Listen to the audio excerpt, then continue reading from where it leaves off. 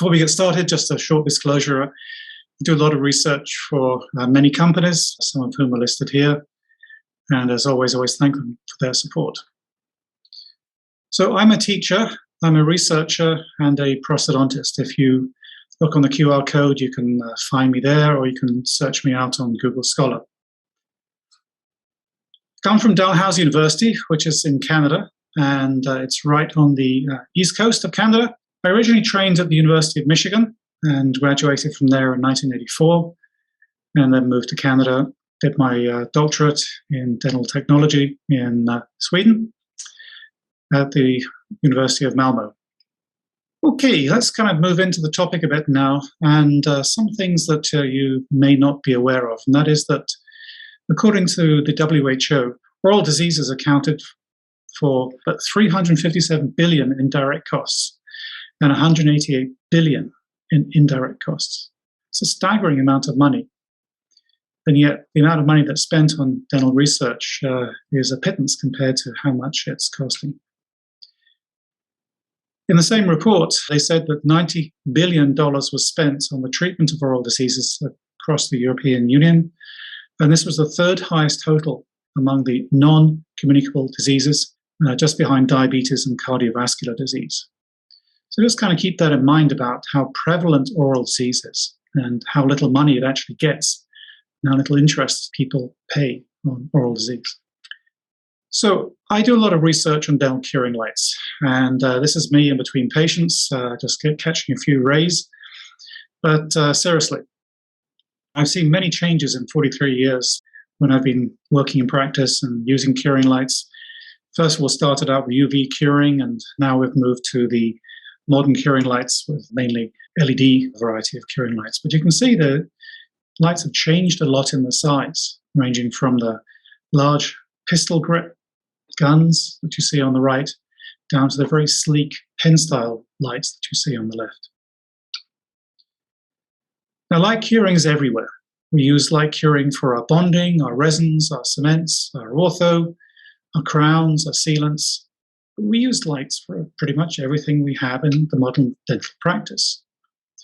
And there was a survey published in 2020 in the American Dental Association, and they were reporting on the usage of curing lights, and 59% of visits involved a curing light. And what was interesting is that when you look at the eye protection use, you see that only 37% of those visits were the eyes of the patients protected. The dentist did a slightly better job of protecting their eyes, but the patient's eyes weren't. A little bit concerning, that. And in the same report also, they reported that in 50% of the cases, the dentist made no adjustment for the material shade or opacity. They just cured everything for the same amount of time. And in 21% of the cases, they didn't adjust for thickness either. They just cured everything for the same amount of time.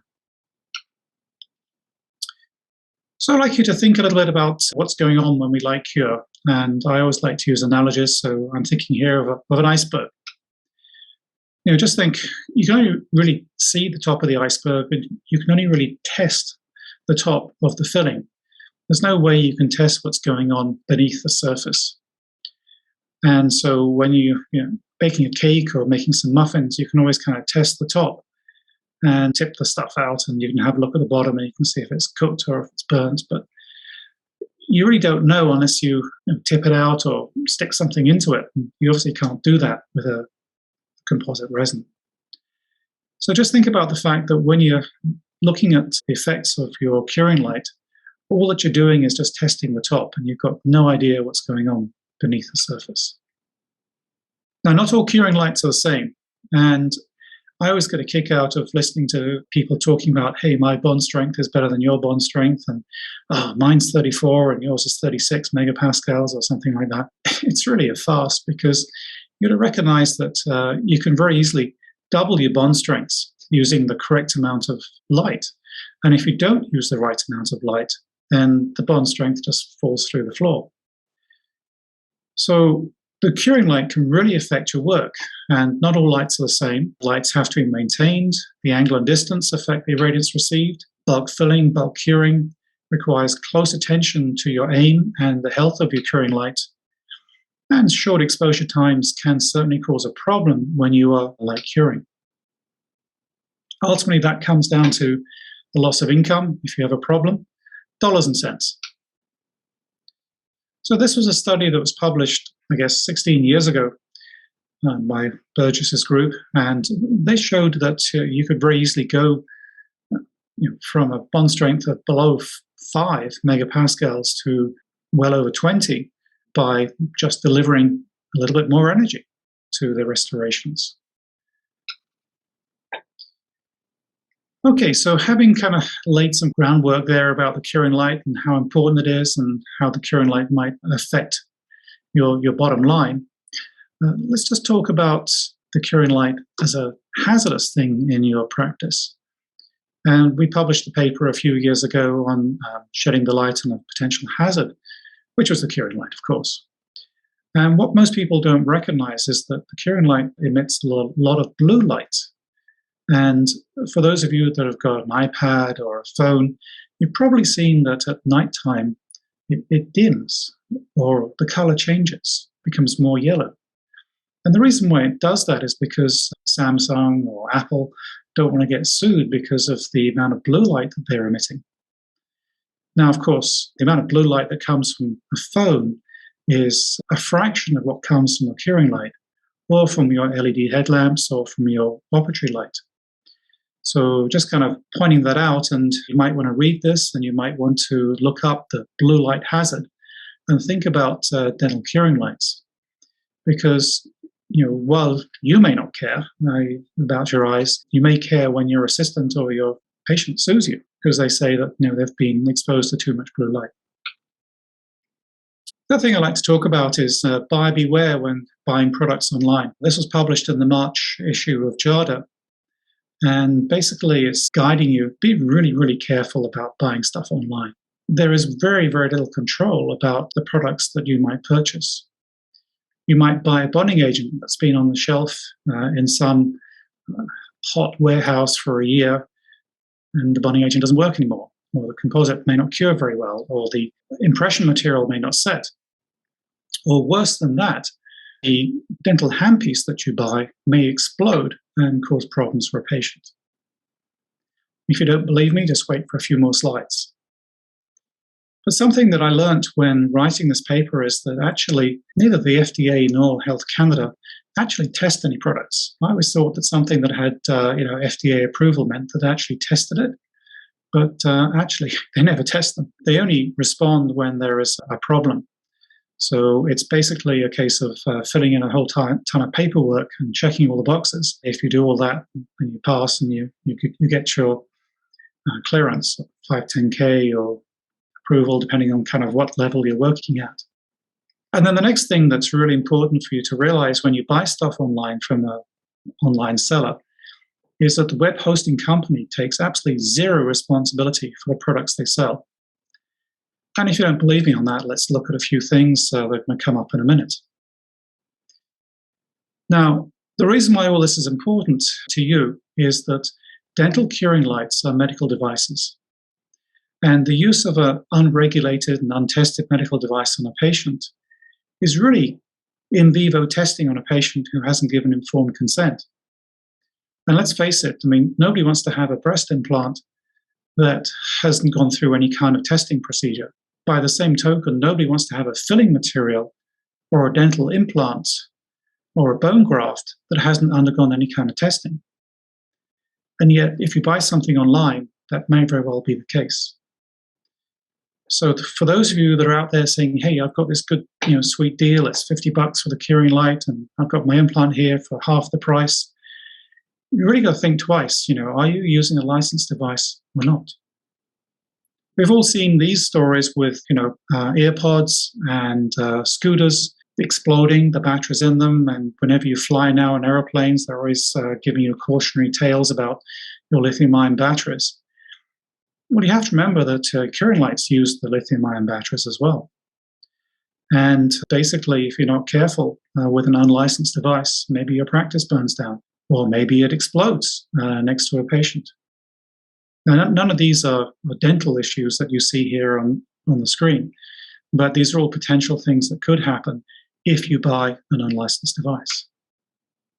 As I mentioned about dental drills before, you may say, oh, well, that'll never happen. My $50 drill is just as good as the $500 drill. Well, this was a case that happened in the UK a few years ago. And let's face it, nobody wants to have this. The problem is that these, as they say, extremely dangerous drills look identical to a reputable brand. And the same thing applies that, the curing lights and bone grafts and such like, it's kind of hard to tell. And what was concerning here is that in the UK, they'd actually seized more than 700 counterfeit drills in the last 4 years. I wonder where those 700 drills were going to go. Well, this was taken from the US Customs and Border Protection website. And in 2021, they reported that they found hundreds of shipments of fake and unproved medications, cosmetic treatments, and liposuction machines in a raid that they did. So it happens in the UK, it happens in the States, it happens across the world that we're facing an epidemic of unlicensed devices being sold online. And as I said before, online sellers like eBay and Amazon take zero responsibility for the products they sell. And if you don't believe me, well, go and look at the websites down below. I've cut out the various sections from their agreements, and you can see here that in Clause 6 of eBay, they have no responsibility or liability for the safety or the performance of any product they list or sell. And eBay was facing a situation in 2020 where people were trying to make them liable, and they successfully prevented that from happening because they said it would harm sellers. Amazon says exactly the same thing. They are not liable, and in fact, the services are provided as is. Interesting. So to protect the public from that, I noticed that one of your senators, Chris Murphy, introduced the bipartisan legislation to get counterfeit medical devices out of the USA. I wasn't able to find out if this thing has passed. I saw it from December of 2021, but you might want to look to see whether or not this has been enacted. So before you go and click buy on that $50 curing light, for which 9,000 actually have been sold, think twice about, is it really worth the risk of running afoul of the FDA or your practice burning down? Just be aware of these things. Please be careful. So moving on to the dark art of curing lights, here we can see 4 different curing lights. Popular ones, Celilux 3, Elipar Deep Cure, Blue Phase 20i, and the Velo Grand. And the point to make here is that they all actually have a different light output. They're all different. Now, some of you may think that spend all this time on a nice restoration, and now's the time to relax, and my assistant can do the light curing while we have a little conversation. That's really very far from the truth. Light curing is not easy, actually. You need to do it properly for it to work well. So you're probably at this point saying, oh, for goodness sake, Dr. Price, just shut up and tell me what light to buy. Well, I can tell you that the Velo was an excellent curing light. The Deep Cure is a good light. And also the Smart Light Pro is a good light. Those are good ones. There are many other good ones on the market, but we've tested those, and consistently we've found that the Smart Light Pro, the Deep Cure S, and the Velo have all proven to be excellent curing lights. I said before that I like to think of light curing using analogies. So I like to think about baking. And when you're baking a cake, what's the first thing that you usually do? Unless you're a real expert at it, you follow the recipe. So when you're light curing a composite resin restoration, the first thing I recommend you do is read the instructions so you can follow a recipe. The manufacturers do a great job of providing you with instructions for use. Read them. Next thing you need to think of is, what are you putting in? In other words, what's the oven like? Is it a gas oven, electric oven? Is it a microwave oven? What are you putting in? Most of us think more about what we're putting into our cars than we think about what we're putting into our restorations that help us buy the cars. So let's just think now a little bit about what we're putting into our restorations. Well, here we can see an example of the visible spectrum, and we are putting in blue light. And blue light that's mainly in the 450 to 470 nanometer range. Now, I know that there is a new light on the market called the pink wave, which also provides light in the infrared region as well. That's really a new light, and that's a little bit of an anomaly. We have conducted several studies on that light in our laboratory, but they have yet to be published. So here we can see the emission spectra from different curing lights, and in the bottom right-hand corner, you can actually see the pink wave down here. And you can see it's got an emission spectrum that peaks at around about 633 nanometers, and then also another one that peaks at about 857. And you can't see that because that's in the infrared region. But you can see that all these curing lights, they're all different. Some have got violet light, some are just blue, some have got kind of a blue-green light as well. So we have a situation now where we have curing lights all delivering, or pretty much all of them delivering, different emission spectra. So you can have two lights delivering exactly the same power, as we see on the screen here, but the squiggly lines describing the emission spectra are really quite different. And if we look at that in a little bit more detail,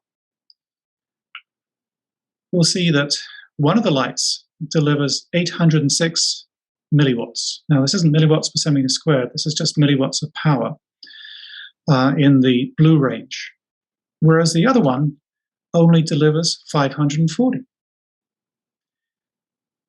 Even though the total power from both lights is the same. Now, the reason why this light only delivers 540 is because it is a polywave light with two peaks, and the rest of that light is in the violet range. So if your composite just requires blue light and doesn't require any violet light, even though these two lights are exactly the same, then this light here is going to perform way better than this light here. Even though one may be a polywave light and the other one is just a regular blue light. Because the regular blue light is actually delivering more blue light than the fancy light. That's why it's important to know what you're putting in. Now again, just like baking a cake, we want to get an even bake. An even bake means that the light tip must cover the entire filling, or else you have to cover the filling with multiple light exposures. Just because the entire tooth is kind of glowing doesn't mean that it's getting an adequate amount of light. It's kind of like a convection oven, or when you place the cake in the oven, it has to be in the right spot sometimes, otherwise it doesn't get an even bake. We're going to cover that a bit more in a minute, but just think about that. Now, if the recipe says bake a cake for 30 minutes, starting at 350, most cooks would follow that recipe because they know that that's going to work. But I know that dentists will say, well, can I bake the cake in 15 minutes at 700? Why not? Should be able to do that. I should be able to speed it up. But most cooks will tell you that if you bake a cake for 15 minutes at 700 degrees, then it's going to look kind of burnt on the top. So the answer is no, you can't. You need to follow the recipe. So what about these new 1-second lights that are out there? Some of you may have heard of the Monet laser curing light. And there's no doubt that these laser lights do cure composite. There's no question the top surface of the composite resin is cured with the laser curing light. But the question is, what's the bottom like? And in studies that we've done in our lab, we've found that the bottom of composite resins cured with the laser curing light is not as hard, is not as well cured as if you were to use a conventional curing light such as the Velo or the Smart Light Pro for 10 seconds. So it's kind of a guided answer here. What about the 1-second lights? Well, they do work, yeah, but they don't work as well as a good conventional light. And I stress the word good conventional light there, used for 10 seconds.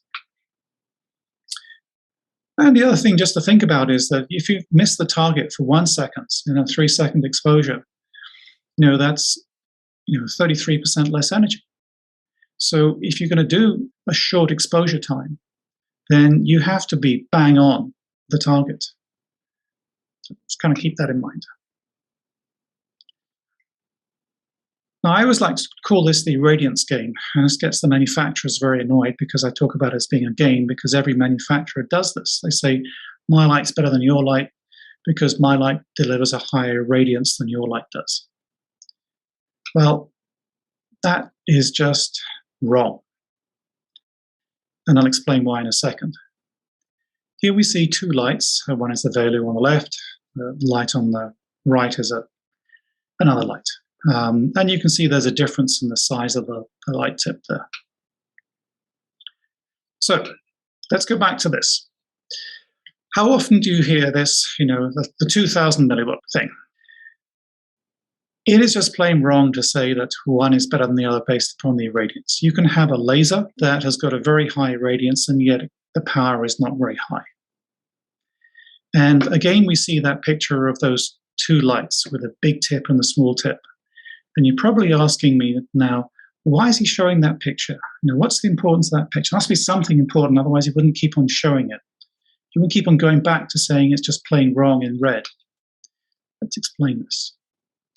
So a high radiance does not mean the light is powerful. Irradiance is power divided by the area. Irradiance isn't power. So small changes in the diameter of the tip have a huge effect on the irradiance. Let me show you why. Here we can see some lights, and they're going to range in power from 471 up to over 2000 from the Velo Grand in terms of watts. I'm not talking about irradiance, I'm talking about watts. So when you think about that, it's kind of like a microwave oven, which is, there are differences between a 500 watt microwave oven or a 1000 watt microwave oven. Now, admittedly, these are milliwatts, but that kind of gives you an idea of some differences there. So I told you that there's a huge range in the power. Well, let's look at the effect now of that on the irradiance. If I change the tip diameter from 10 to 7 millimeters, and I deliver the same power, so I picked a number of 1,000, since that was kind of like in the middle of that range. And if we take the power of 1,000 and we divide that by the area, then the irradiance that the light is delivering is 1,273 milliwatts per centimeter squared. Now, if I change that tip diameter to 7, then even though the power is exactly the same, the irradiance is now doubled. So it's gone from 1,273 to 2,597. So that is why, for somebody to say, my light is better than your light because the irradiance is higher, is incorrect. The only way you can say that one light is more powerful than the other is to report the power. So you need to start asking the sales reps, what's the power from that light? And again, I like analogies. So I think we're all aware that high-heeled shoes or boots put a lot more pressure on the floor than a flat shoe does. So a 3,000 milliwatts per centimeter squared light does not mean it's a powerful light. It may just be a small tip delivering higher pressure over the tooth. So just think about that. So that is why I was showing the picture of the two lights, the one with the big tip, the one with the small tip. The big tip represents the flat shoe, and the small tip represents the high heel shoe. Which one do you want? So, obviously, we want to have a big tip, because what is beyond the tip or is in shadow may not cure as well. We want to cover the entire surface of that filling with light. Otherwise, we might end up light curing it 3 or 4, 5 times. I'll show you more of that in a minute. So a light tip that does this is not a great light. So here we can see 2 different curing lights. We are looking at some pretty pictures, and the pretty pictures are actually beam profiles, which I'll describe more in a second. And they show the light covering the tooth. And you notice that one of them has got high pressure in the center, which high pressure is plenty of black and red, and whereas the other one is plenty of yellow and a little bit of red, which is indicating a nice even coverage over the entire surface of the tooth. Here we can see the beam profile being used to estimate how many light exposures you'd have to do to fully cover a restoration. And on the left-hand side, it's just going to be 2 exposures to do a complete coverage, whereas the light on the right is going to require 5 exposures. So do you really think you're going to do that? Think about all the cost savings that you will enjoy by just having to do 2 light exposures. And maybe with an even bigger tip, you could just get away with 1 light exposure. So if you can cover the entire restoration with a light tip, such as you can see here from the Velo Grand, then that's great. Now, those pictures that I showed you were made using what's called a beam profiler. Now, beam profilers describe how the light is distributed from the light source. They're not unique to dentistry. They're called laser beam profilers because they're designed to measure lasers. But I and a few colleagues have changed them around a bit, and now we can measure curing lights with them. And basically, a beam profiler is a digital camera, and it takes a digital picture of the light output. And it's got some filters in it so it doesn't get saturated, but I won't get into that now. But here we can see an example of a beam profile. And this is an example of a real curing light with a good beam profile, and an example of a poor curing light with a poor beam profile. And these are all real curing lights that you might buy tomorrow. Now, here we can see an example of a curing light called the BS30. And it's got a beam profile similar to the one that I just showed you, in comparison to the Smart Light Pro, which has got a much more even beam profile. It is a much better light than the one on the left. Here we can see more examples of beam profiles being superimposed over teeth, because those pictures that you just saw really didn't mean too much unless you have some kind of clinical relevance. And once again, now you can see, hey, maybe Dr. Price is right. I will have to use the light on the left multiple times to achieve a reasonable coverage of the tooth, whereas the lights on the right, hey, I might just have to use them twice, depending on how large the restoration is. So think about why beam profiling is really important and how many exposures you have to do to either cover a full, beautiful composite veneer that you're doing in the front, or maybe an MOD restoration. So think about the beam profile. I've had a great day today talking to the researchers here at Dental Advisor who have been discussing beam profiling and why it's important. So we published a paper where we looked at the effect of beam profiling, and we can see here that with a poor beam profile, you do a great job of curing in the center of the restoration.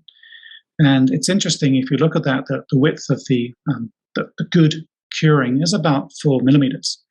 And that just happens to be the width of the ISO mold that's used for depth of cure is 4 millimeters. So if you use a depth of cure mold for this particular light and composite, it would look just fine. But if you use a wider mold, or if you think about a tooth that is wider, then you notice that it really falls off at the edges, and maybe the edges wouldn't be so well cured, especially at the deeper regions of the tooth or the filling.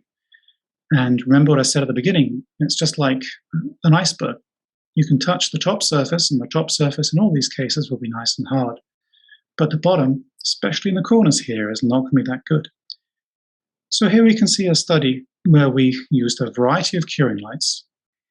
And on these different curing lights, we made a tooth mold, and the top line just shows the beam profile.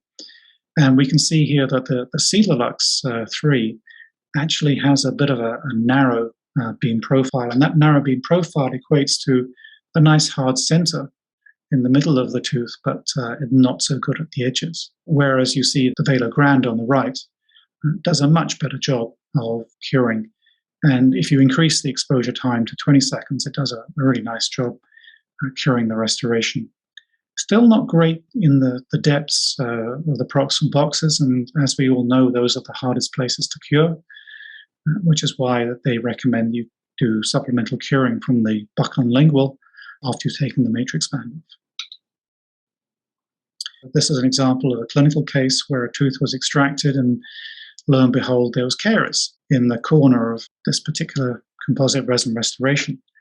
Notice that the top of it looks perfectly okay, but the bottom you can see where there's obviously been some leakage and some caries there.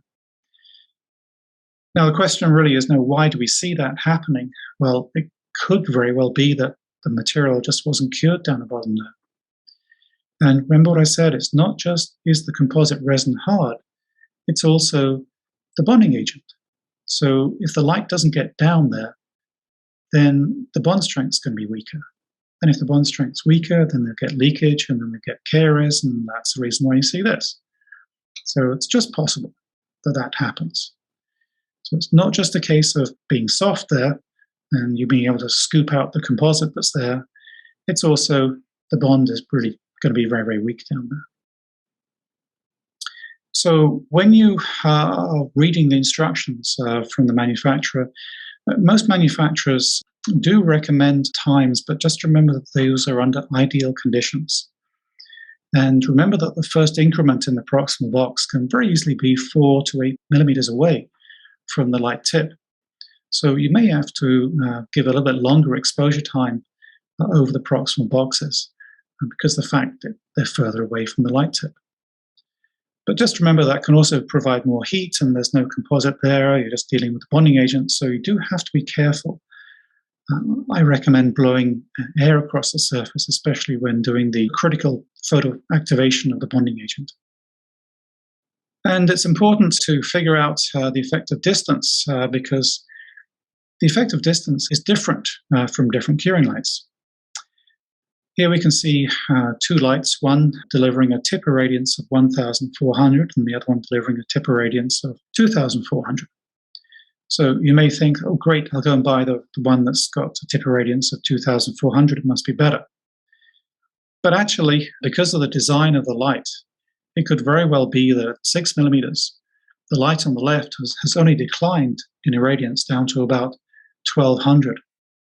Whereas the light on the right has exhibited a sharp decline down to 850 milliwatts per centimeter squared. And let me tell you, these are real lights that are out there. It all depends upon the optics. And the budget lights especially have exceedingly poor optics in them. And we've seen the type of appearance you see on the right very often with budget curing lights. Now, this is a clinical point, and that is, angles do have an effect, and small tips have an effect. Obviously, with a small tip, if you don't cover the entire restoration, the area on the right is going to be in shadow, and you're not going to get that cured. So we see that all the time, and it's possible there can be a shadow as well. But if the tip is angled, and especially if there is a metal matrix band present there, then the effect can be even worse with even less of the restoration being light cured.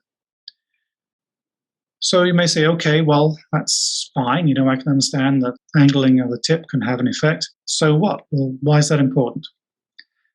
Well, the important thing there is that pretty much all the research that's done is done under ideal conditions. And very, very, very few researchers actually do what you see on that top image where you see the light at an angle. Now, some do, and some papers have been published on it, and the results are pretty appalling. So I told you that it's important to keep the light perpendicular to the surface of the restoration. I told you kind of watch out for shadows. Even, if you think there might be a shadow in the prep, do an extra exposure and move the light and Just remember, light travels in a straight line, so it's just like painting a wall. You're going to have to make sure you cover all areas with it. Because if you don't do that, and this is what the light tip looks like when it's over the surface, you're going to get this. And here we can see the effect of inadequate curing. Basically, the entire proximal box didn't get cured here. And even on this side here, where there was a metal matrix, it didn't get cured very well. So always keep that in mind. So when you are going to a sales booth or a sales rep is trying to get you to buy their curing light, ask them if they have a mannequin there. What you want to do is you want to open that mannequin as wide as you think a patient who maybe has trismus or a child might open their mouth, and then see, can you get the light in? It's a very simple test to do, but just think about it. Can you get the light in there? Here we can see the Velo curing light, and yeah, I can get the light all the way back to the last molar. But here we can see a competitor light, and gee, look how wide the patient has to open to access that last molar. Just look at that. So, while you may see a study that says, hey, these two lights are the same, they work great, you always got to remember that was done in the lab under ideal conditions. So think about access, and you want to think about a light. Can I get the light into the mouth? Look for a low profile head. Here we can see another light. It's not quite so bad, but it's still pretty tough. And the worst one we've seen is this particular light, which was a budget curing light. The patient had to open 65 millimeters in order to get that light in to the second molar tooth. As I mentioned about baking a cake, it's important to read the instructions because sometimes different shades require different curing times. Just like different cakes require different curing times, or different pans require different curing times, different composites require different curing times. And here we can see an example from the Dentsply SmartLight Pro curing chart. Most of it is just either 10 or 20 seconds, but you kind of need to know that, right? So read the instructions. And here we'll look at the instructions from Filtek Supreme. So if we take the body, enamel, or translucent shades, then the 2 millimeter increment is in 20 seconds. And they recommend the minimum irradiance should be 400. So you multiply that by the 20 seconds, and that gives you 8 joules per centimeter squared. So they're recommending that you should deliver 8 joules per centimeter squared to your resin restorations. Now, interestingly, if you look at the dentin shades, or the A6B or the B5B shades, so they're the body shades, but they're the darker body shades, then first of all, the increment can only be 1.5. And then the exposure times now need to be 40 seconds. So now the body is going to require 400 times 40 seconds, which is going to give you the 16 joules. And that 400 times 40 seconds, which we see here, is obviously double the amount of energy. And it's also only an increment of 1.5. But the key point here is to think that these two recommendations from the manufacturer talk about delivering between 8 joules per centimeter squared and 16 joules per centimeter squared. Now, to deliver 8 joules per centimeter squared from a curing light in 10 seconds means that the curing light has to deliver an irradiance of 800 milliwatts per centimeter squared. So 800 milliwatts per centimeter squared times 10 seconds gives you 8 joules. To deliver 16 joules per centimeter squared in 10 seconds, let's say, for example, the light would have to deliver 1,600 milliwatts per centimeter squared. The point I'm trying to get across here is that different composites, different shades of composites, require different amounts of energies. But the energy is somewhere between 8 and 20 joules per centimeter squared. And that if you want to deliver somewhere between 8 and 16 or 20 joules per centimeter squared, then the curing light has to deliver 1,000 milliwatts per centimeter squared or 1,600 milliwatts per centimeter squared, somewhere around about there. Okay, so I'm just going to start to wrap things up a little bit now, and I'm going to give you some, what I'd say, take-home messages from the presentation. So the first thing is that light curing and curing lights are really important to your practice. 50% of the times when you see a patient, you'll be using a curing light. So please do read and understand and follow the instructions for use that the manufacturers spend a lot of time and energy and money developing. They're very useful, and you can work out how long you need to bake that cake for if you read the instructions. The other thing I like to say is please pay attention when you light curing. Make sure that all of the composite resin restoration is covered by the light tip. If it's not fully covered, then approach it from a different angle. This is a device that I invented several years ago. It's called the Mark Patient Simulator. And we've used that extensively, and it's been published by numerous authors, all finding exactly the same point. And that is that if you don't pay attention when you light curing and the curing light moves off target, and there's a bit of a slip, and then gradually you kind of fall off the tooth completely. If you do this, then obviously you're not putting very much gas into the tank, and your restoration may fail. Pay attention when you light curing. We do have some tips on how to do light curing that are available from this website, and I'll just kind of summarize them. So we start out by making sure that the light is disinfected. There's a barrier on the end. We read the instructions for use, make sure we know how to use it. We will cure the restoration and not the gums or some other tooth. Make sure we're curing the right tooth. We will cure it from not only the top, but also from the sides if we're doing a proximal restoration. We're going to pay attention, and if we need to at the end of it, and we're going to make sure that we're not too far away from the tooth. Sometimes due to matrices or difficult access, we might be further away, and maybe we can't even get the curing light in. So, if we have an angle or we have a distance, then we'll make sure we go back and cure it again from the sides. You can't actually over-cure a composite resin. You can only cook the pulp or damage the gums by delivering too much energy. And then when you finish with it all, you go and clean the light and check the light output on a regular basis. So those are things that we'd recommend that you do. With that, if you have any questions on light curing, please don't hesitate to reach out to me. I do have a YouTube channel on this, and also there's my email, so you can reach out to me on that. Thank you very much. All right. Thank you so much, Dr. Price. Now, it looks like we have a couple of questions. So, one of our questions that we have is, so if I bought a 5-second curing light online, is there any way for me to test and find out if it's a good curing light, or should I just replace it? Okay, well, the first thing to do is to find out, does it have FDA clearance for use? That's the very first thing you do. So contact the manufacturer, contact the seller, and ask, does it have a 510K? If it doesn't have a 510K, then you shouldn't use it. So if it's not approved for use in your country, then don't use it. End of story. Okay? Nobody wants to have a problem. So do not use an untested, unproven medical device. Now, let's assume it does have a 510K. And let's assume that it's an approved medical device. Make sure you cover the entire restoration completely, as I showed in those slides. So just be aware of the fact you might have to zap it 3 or 4 times to make sure it's fully covered. Watch what you're doing and just pay attention and make sure it's fully covered. All right, awesome. Sure that answers their question. Can I just go back and say that there was a final part to that question was, sure. Is there a way to test the light? Oh, yes, sorry.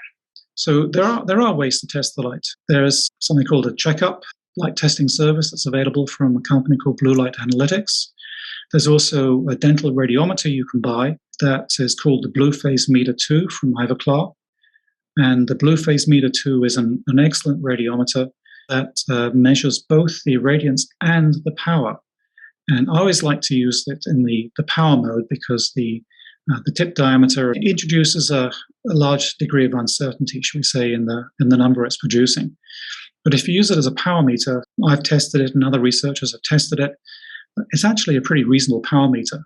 I do not advise buying some of the cheaper meters. I find them very unreliable. The only one that I would say is a half decent meter is the Blue Phase Meter 2 or the checkup device.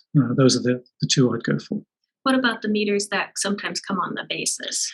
Okay, that's a really good question because the meters that come on the bases actually usually work pretty well, especially if they have a digital readout of a number. I like those. If they just got colors like yellow, green, red, or something, I don't like those so much because you don't have a number, you just have a color to go by, and you don't know how close it is to being, in the red zone.